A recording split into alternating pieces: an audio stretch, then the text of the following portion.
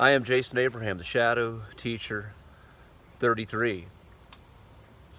And when we're looking at manifesting an intention and a desire into our 3D reality, a big piece of that is looking at how we align on an energetic level with whatever we want to bring into our perceived reality.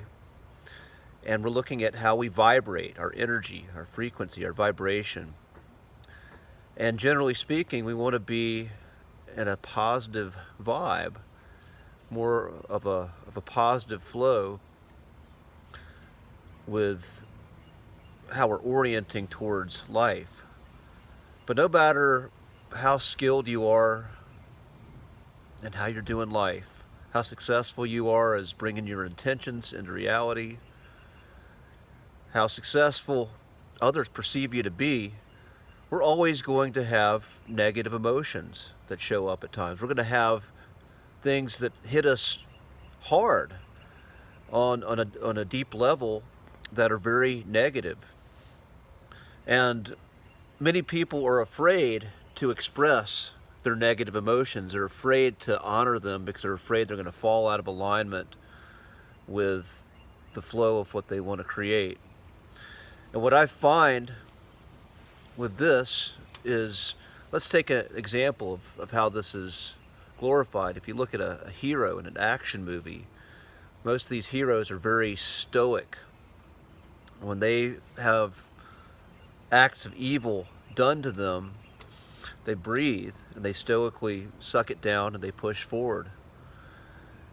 And this looks amazing on a dramatic screen, and this is sort of what happens in war. When you're in war, when you're in combat, you got to be in the moment, and you were there to fight. You're there to do a job, and feeling those emotions at that time is not going to serve the greater mission. But we can look at how this plays out. What do we have? We have PTSD. We have post-traumatic stress disorder. And when we have negative emotions that are not expressed, they store in our bodies. If you look at children, look at how they express negative emotions. They scream, they throw tantrums, they cry. And this behavior is frowned upon socially. It's frowned upon when engaging with other people. But this is how we process negative emotions. This is actually how we let them go. If you do any kind of energetic work when you're processing trauma within you, you're going to have tears come out. You're going to have sometimes screams and fits of rage, this behavior that's unacceptable for an adult. This is the purging process, because you are finally letting those negative emotions that are stored in tension holding patterns in your body, you're letting them go. So a healthier practice when we have negative emotions come up is having a space to where we can allow those emotions to express themselves, where we can cry, where we can scream, we can hit a pillow, we can punch something, and we don't feel any shame, we don't feel any regret for doing that. Now, once again, if we act off of these negative emotions, we engage other people that way, we're going to create a ripple effect that's most likely not going to be favorable. We're going to create a ripple effect that continues to reinforce our disempowering stories, the disempowering narratives that we have in our heads, how we're making meaning of negative experiences. And same thing if we go out and we store these emotions in our body, we suck it down, saying, nope, I'm not going to feel this negative thing. I'm not going to allow it. I'm going to just stay positive. I'm going to stay positive. If we don't have that space to where we feel the negativity, we allow the emotions of anger, shame, guilt, grief, apathy, if we don't allow a place to where we can express them and let them go, then we store them, and we go on and we're going to continue to create more of the same of what we don't want, because we haven't processed how we're truly feeling. But what I've found is if we have a place where we can let the emotions move through our bodies, we can move that tension out. We have tools like dynamic meditation and primal scream, tools like that. Tools with a therapist like EMDR, where someone is holding space for you and saying it's okay, let it out. When we do that, then what we allow ourselves to do, what we give ourselves permission, is to feel what we need to feel.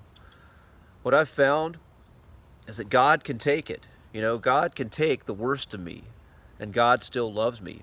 God loves me even if I want to curse at God for how my small, limited self or perception of self, and that when I'm in that zone of limitation, is feeling at the time and perceiving.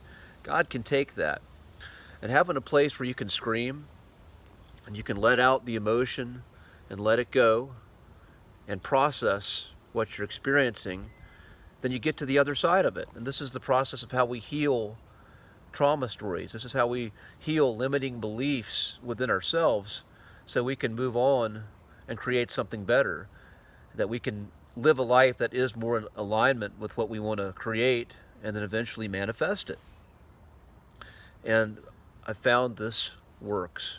You got to feel the negative emotions, but you got to do it in the right way. You have to do it in the way that's skillful. And a skillful way to feel the negative emotions is to allow yourself a safe space to where you can let them out, or have someone who can hold space for you, who's not going to judge you, who's not going to condemn you, who's going to help you through that process, a guided healer, or a healer who can guide you through, that you trust.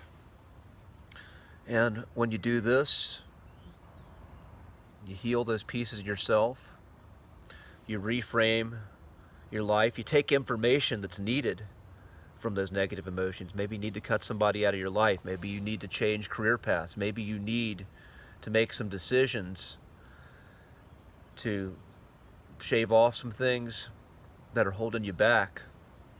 And then you can get clear on doing that. You can get clear on what's misaligned in your life that you've been putting energy, too much energy into. And you can let go. And you can move on.